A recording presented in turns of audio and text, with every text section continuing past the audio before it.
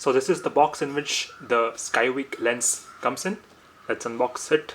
You got the Signy Pro Pocket DSLR kit written. Let's see what's inside.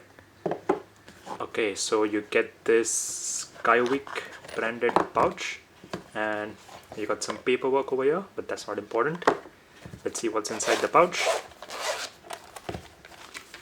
Okay, so you get this lens over here. I bought this lens because, as you all might be knowing, I use a Pixel 2 which has a single rear facing camera. So I wanted to have that versatility of an ultra wide lens and a macro lens. So this is the Skyvik lens, and it has one ultra wide and one macro. So two lenses in this one whole structure. So this is the ultra wide, yeah, that's the ultra wide, and you got a macro lens over here. So these are the two lenses, this one for macro and this is for the ultra wide, and looks interesting. And you get this clip over here, so you can attach it to your phone. That's where your rear facing camera will go, or even the front facing camera. And you get this hook as well, so that's interesting.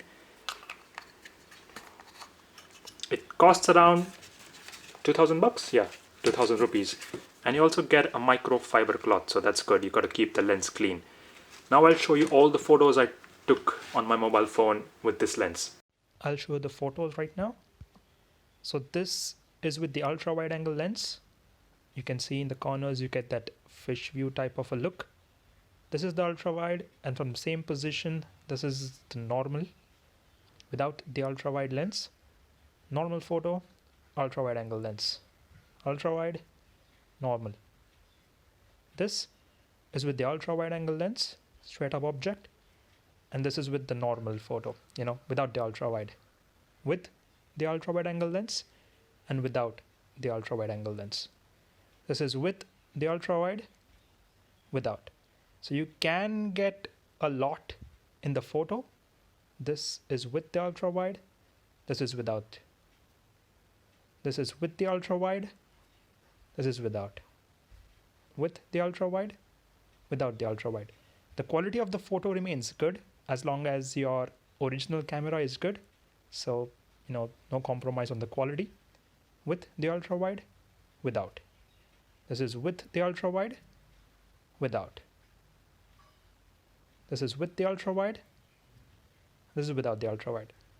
So you obviously will now know how the ultra wide looks, but according to me, I feel that the macro lens is the more fun one. So if you go down, I've captured some macro shots as well. Look at this. This is the macro one.